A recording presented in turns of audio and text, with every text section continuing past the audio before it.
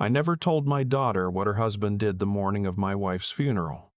I stood at the graveside in my good suit, the one Loretta had picked out for me 3 Christmases ago, and I watched him. While the pastor was still speaking, while my daughter had her face pressed into my shoulder, her husband was on his phone, not grieving, typing. I didn't say anything that day. A man buries his wife of 41 years. He doesn't have room for much else. But I noticed. I always noticed with him. That was 2 years ago. Last Tuesday, my son-in-law showed up at my house with a locksmith. I was in Savannah visiting my brother when my daughter called me, her voice so tight I'd barely recognized it. "Daddy, he's at your house right now. He told the locksmith you authorized it. He's trying to get into your office." I had been expecting something like this for 18 months, so when she said those words, I didn't panic. I just set down my sweet tea, looked at my brother across the kitchen table, and said, "It's time." Before I go on, tell me in the comments where you're listening from today. My brother Chester could see it on my face. We've known each other 67 years, and he reads me the way most people read the morning paper. He didn't ask questions right away, just waited while I called the non-emergency police line and told them a man was attempting to access my private residence without my authorization, regardless of what story he'd told the locksmith. Then I called my attorney, a woman named Ms. Patrice Webb, who had handled my estate planning for the past decade. I told her it was happening. She said she'd been ready. Chester poured me a second glass of tea and finally asked, "How long have you known?" I said since about 6 weeks after the wedding. Let me back up. My daughter brought him home for the first time in the fall, about 3 years after Loretta's diagnosis. Loretta was still with us then, still sharp, still the one who could read a room faster than anyone I'd ever met in my life. His name was Darnell, 34 years old, good-looking in a calculated sort of way, the kind of man who smiled with his whole face but kept his eyes very still. He worked in real estate, he said. Development. He was vague in the way that people are vague when they want you to fill in the blanks yourself and assume the best. My daughter was lit up like I hadn't seen her in years. She'd had a hard stretch, a relationship that ended badly, a job change, a move back home for a while. Darnell had come along at exactly the moment she was ready to believe in something. I understood that. I didn't want to take it from her. But Loretta pulled me aside after dinner that first night and said, "Baby, you watch that man's eyes when he doesn't know you're looking." She was sick by then. The treatments had taken her hair, and she wore a wrap around her head that she'd tied herself, neat and dignified the way she did everything. But her mind was clear as spring water. Clearer, maybe, than mine. I watched him. Loretta was right the way she was right about most things. The second time Darnell came to dinner, he brought wine that cost maybe $30 and asked me, in what he probably thought was a casual way, whether I had thought about downsizing. "A house this size must be a lot to keep up with," he said, his eyes moving across the living room, the dining room, the built-in shelving Loretta and I had installed ourselves 20 years ago, "especially going through what your family is going through right now." He said it soft, like concern, but what he was really doing was assessing square footage. I told him Loretta and I had lived in this house for 33 years and I intended to die in it. He laughed like I'd made a joke. After that, I started paying attention in a different way. Loretta passed 14 months after that first dinner. She'd made me promise things in her final weeks. Sitting up in the hospital bed, we'd moved into our bedroom so she could look out at the magnolia tree she'd planted the year our daughter was born. She made me promise to take my blood pressure medication. She made me promise to call Chester at least twice a week. And she made me promise to protect what we'd built. "Someone's going to come for it," she said one night, her voice thin but steady. "Not our girl. Our girl is good. But whoever she loves next, you watch. People can smell money the way dogs smell fear. They can't help it." She told me to call Ms. Webb. She told me to make sure the house was in a trust, the accounts were structured properly, and that I kept records.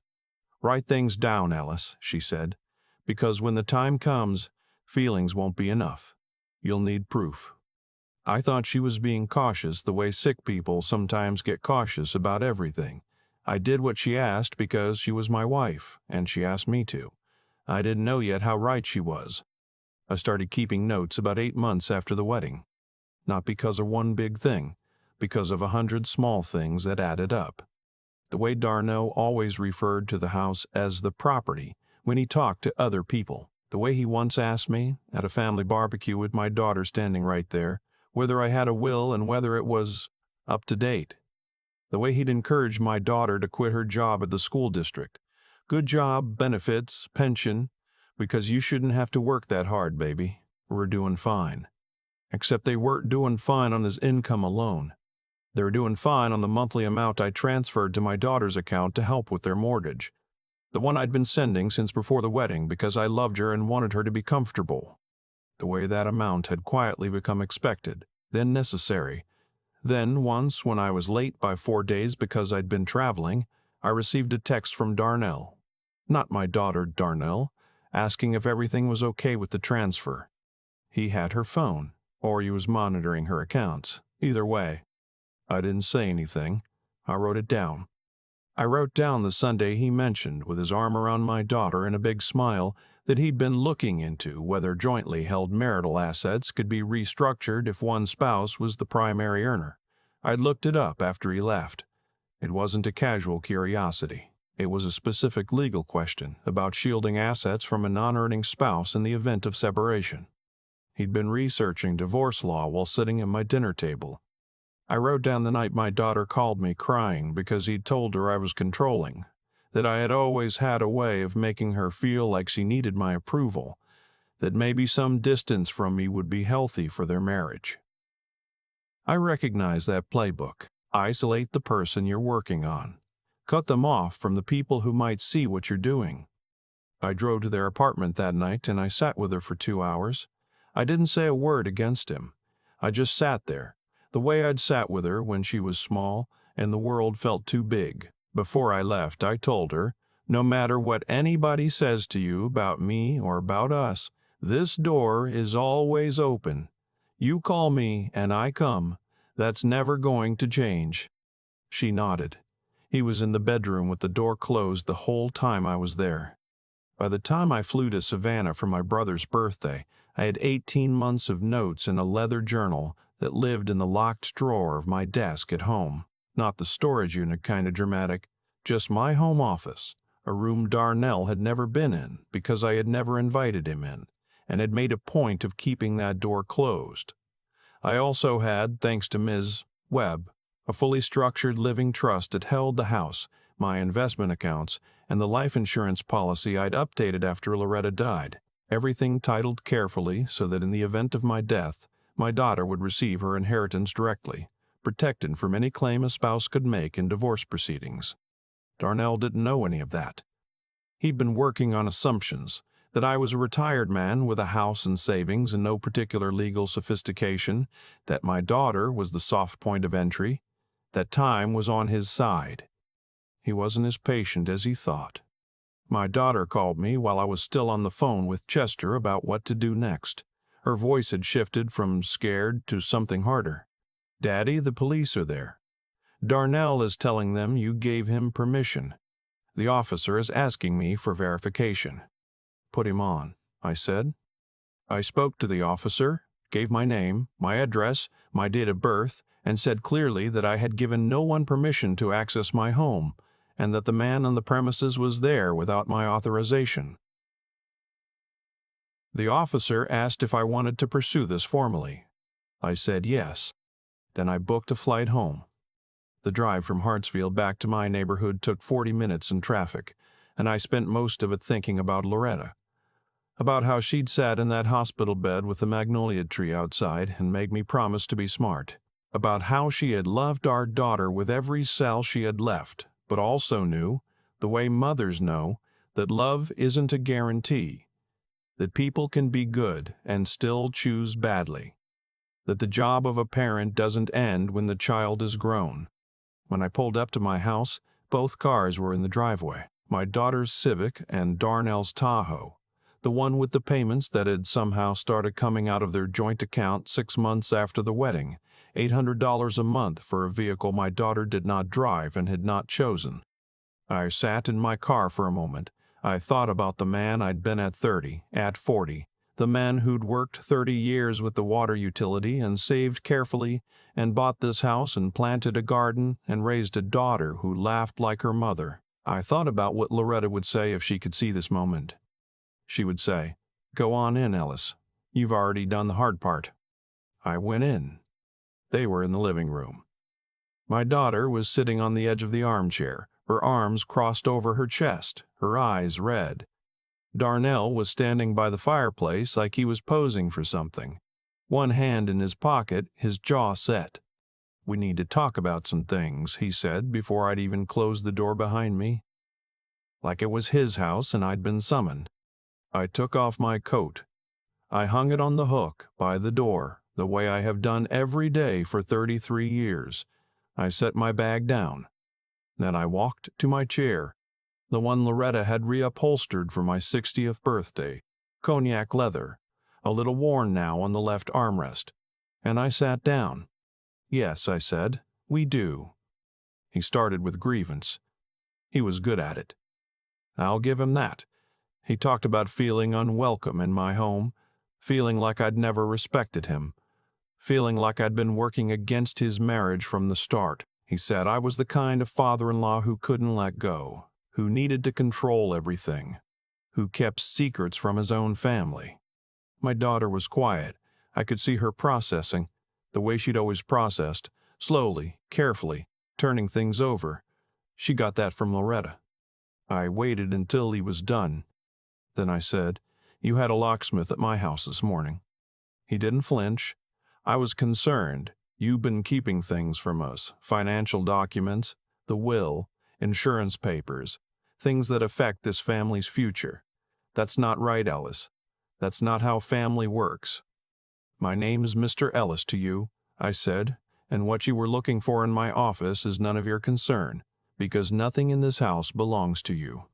My daughter looked up. He pivoted fast. I watched him do it the way you watch a chess player sacrifice a piece to protect something more important. "I'm trying to look out for your daughter. She deserves to know what her security looks like, what happens to her if something happens to you." "I know exactly what happens to her," I said. "Ms. Webb made sure of it." Something shifted in his face, just slightly. He knew that name. I'd mentioned my attorney once 2 years ago, and I saw now that he had filed it away. "The trust," I said, "has been in place for 4 years. It holds this house, my retirement accounts, and the life insurance policy.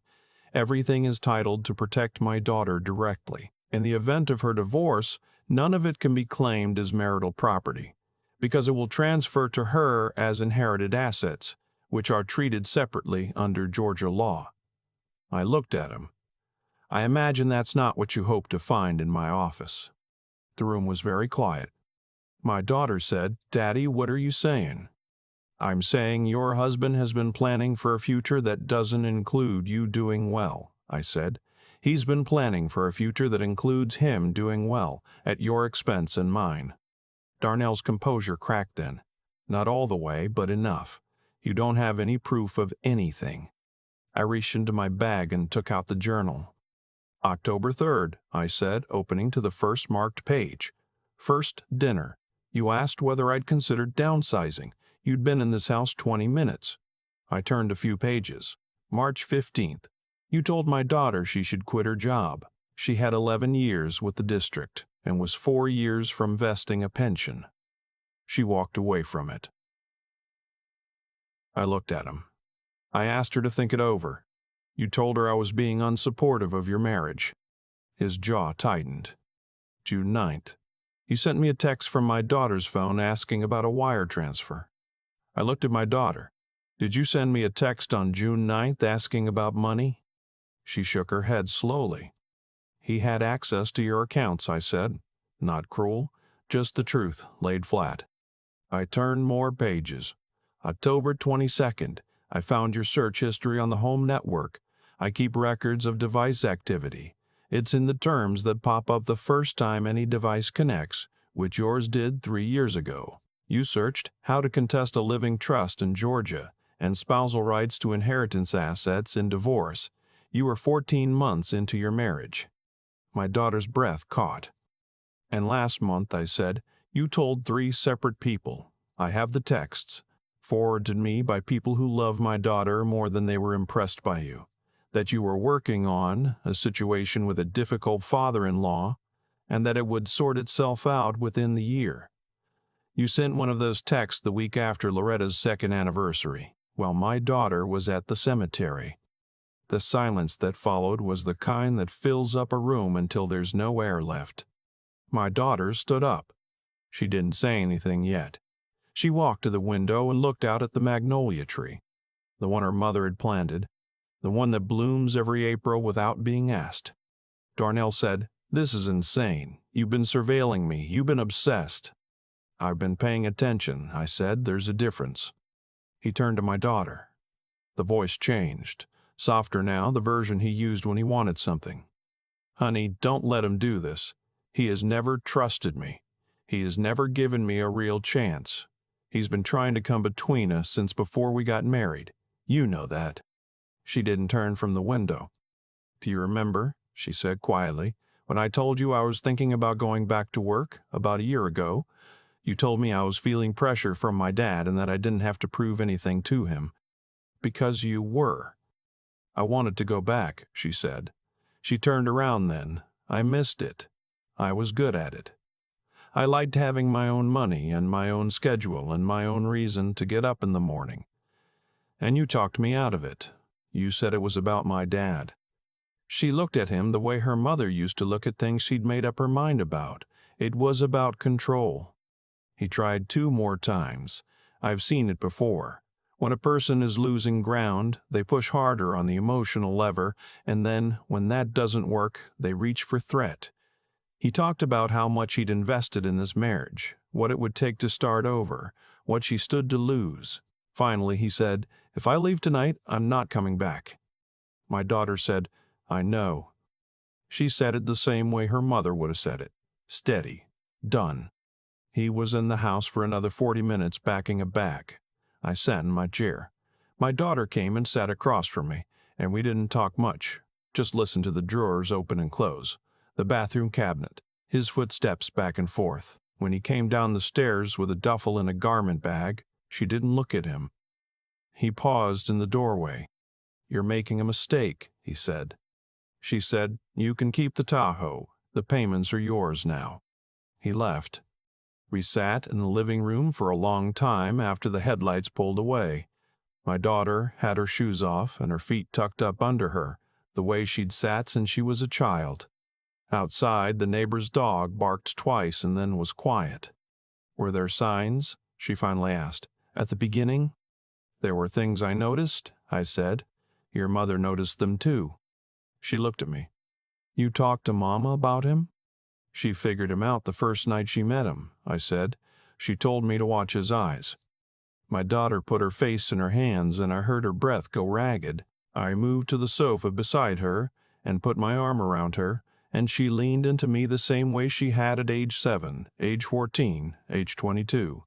When she'd called me from a parking lot in the rain because her first real heartbreak had just happened and she didn't know what to do.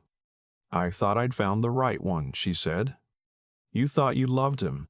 That's not the same as being foolish, it's just being human."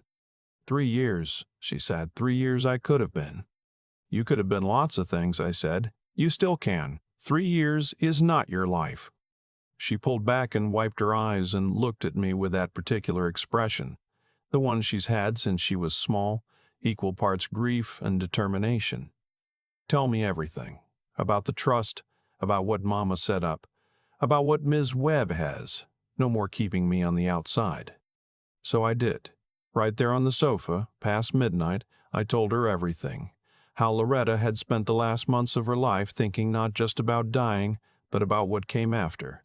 How she'd worked with Ms. Webb to structure things so carefully that no stranger, no matter how patient or how strategic, could touch what we'd built over 40 years of working and saving and gulling without when we had to. The house is worth about $480,000 now, I told her. The retirement accounts are sitting around 600 and change. The life insurance names you as sole beneficiary, and the payout goes directly into the trust. It will all come to you on your terms, protected. My daughter was quiet for a moment. She really did all that while she was sick? She really did. Because of him, she knew. She knew someone would come. She didn't know would be him, but she knew the world, your mother. She'd seen it before. And she loved you enough to prepare for what she hoped would never happen. We talked until close to 2 in the morning, and when we finally said goodnight, I stood at the door and watched her walk to her car. And I felt something I hadn't felt in a long time. Not happiness exactly. Something quieter. The feeling of a thing done right. 6 months passed. The divorce moved quicker than he'd expected, I think, because there was simply nothing to fight over. Miss Beesting, Webb had built something that couldn't be touched, and his attorney, a man who took one consultation with her and apparently said very little to his client after that, advised him to take what he'd brought in and move on. He moved to Atlanta proper. My daughter kept the apartment for 2 months, then let the lease go and came home for a while, which neither of us acknowledged as a big deal, which made it easier for both of us. She went back to work, not to the school district, that door was closed, but to a nonprofit that does literacy programs across the county, and she's good at it. And I can hear it in her voice when she calls me in the evening, that particular kind of tired that comes from doing something that matters. Sundays became ours again. She comes over and we cook or we order from the barbecue place on Peachtree that Loretta always loved. And we sit in the living room with the television on low and we talk. About everything, about nothing, about her week and my blood pressure and the magnolia tree and what's happening with Chester and his wife up in Savannah. It's ordinary in the best possible way. One Sunday, about 3 months in, she set down her fork and looked at me in that careful way. I want to do something with some of the money, she said. Not the house, not the accounts, but some of it. I looked at her. What did you have in mind? There's a woman at work, she said, whose daughter just lost her mother. Breast cancer. The daughter's trying to finish her last year of nursing school, and between the grief and the cost, it's not looking good. I keep thinking about what it would have meant for me. If I'd lost you and Mama at the same time, or if there hadn't been anything to fall back on. She paused. Mama fought so hard so I wouldn't have to know what that feels like.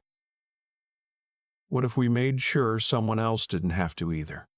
I had to take a moment before I answered her. We could set up a scholarship, I said. Something through Ms. Webb's office. Name it for your mother. The Loretta Ellis Memorial Fund, she said.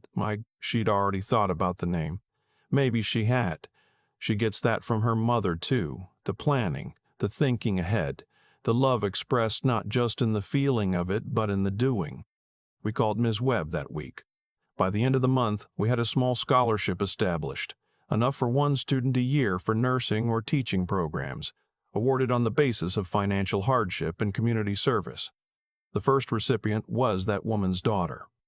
My daughter was there when we presented the award. I wasn't there. I had a doctor's appointment that day, and my daughter told me not to reschedule it, in a tone that brooked no argument. She called me afterward and described the look on the girl's face, and her voice cracked doing it. Just a little. On a Sunday evening in March, I walked past Loretta's photograph on the hallway table, the one from our 25th anniversary trip to Charleston, her in a yellow dress, laughing at something I'd said. I stopped. We did right by her, I said, out loud, to the photograph. I'm not a man who talks to pictures as a rule, but that evening it felt necessary. Darnell walked into what he thought was an old man's house full of money he'd never protected. He found nothing because there was nothing there for him to find. What he didn't understand, what people like him never understand, is that the real inheritance isn't in the accounts or the deed or the trust documents in Ms. Webb's office. Those are just the form of it. The substance is what Loretta built in this house over 41 years. The dinners and the disagreements and the savings and the Saturday mornings and the magnolia tree she planted the year our daughter was born, because she said she wanted something to still be growing long after we were gone. The way she looked at me across every room we ever stood in together. The way our daughter laughs, which is exactly the way Loretta laughed, sudden and real and a little surprised, like joy was always slightly unexpected even when it was deserved. That's what endures, not what you can lock up or leverage or take with bolt cutters and a bad intention. The only wealth that outlasts you is the kind you build in people. If you're listening to this right now, and there's someone in your life who loves you for what you have, instead of who you are, trust what you already know. Trust it sooner than I did. And if you're a parent with something to protect, don't wait to have the hard conversations. Don't leave the planning until the end. The greatest act of love I've ever witnessed was a woman with not much time left, spending that time making sure the people she loved would be okay after she was gone. Be that kind of person while you still can. I think about Loretta a lot when I'm sitting in that living room on Sunday evenings after my daughter has gone home, and the house gets quiet again. I think about the fact that she spent some of the last clear-headed weeks of her life not saying goodbye, not making peace with what was coming, but planning. Doing the hard, unglamorous work of protecting people she wouldn't be around to protect anymore. There's something in that I'm still learning to fully understand. Darnell didn't lose because he was unlucky. He lost because of what he was, and what he was had a logic to it. A chain of choices that started long before he ever sat down at my dinner table. Every small deception built on the last one. Every calculated move required the next one. That's how it works with people like that. They tell themselves they're just being smart, just being practical, but what they're actually doing is building a life on a foundation that was never going to hold. When it collapsed completely, and he walked out with exactly what he put in, which was nothing real. My daughter didn't lose 3 years. I know that's how it felt to her that night, sitting on the sofa with her shoes off and her eyes red. But what she actually did in those 3 years was learn something about herself that couldn't have been taught any other way. She learned she could trust her own instincts when she stopped second-guessing them. She learned the difference between a man who builds alongside you and a man who builds on top of you. That kind of knowledge has a cost, and she paid it. But she owns it now in a way she never could have otherwise. What I keep coming back to is what Loretta understood that I had to learn more slowly. She knew that being a good person isn't enough on its own. Goodness without judgment can be taken advantage of. Love without discernment can be redirected. The people who last, who actually protect the ones they care about, are the ones who combine their decency with clear eyes and a willingness to do the quiet, unglamorous, sometimes lonely work of staying prepared. She had all three, my wife: a good heart, a sharp mind, and the kind of steadiness that doesn't announce itself. It just holds. I think that's what I want to pass on, more than the house or the accounts or any of it. The idea that character isn't just about being kind. It's about being honest when honesty is uncomfortable, being patient when patience means watching and waiting instead of acting, and being strong enough to do the right thing even when the right thing costs you something. My daughter is learning all three. I watch it happen every Sunday. The scholarship we set up in Loretta's name will help one student a year. That's not a large number. But that student will finish school, and they'll go out into the world with something they built themselves, and maybe someday they'll do something similar for someone else. That's how the good ones work, quietly, forward, without needing to see the whole chain. My wife planted a magnolia tree the year our daughter was born, because she wanted something still growing long after she was gone. She was right about that too. Some things, if you tend them honestly, just keep going.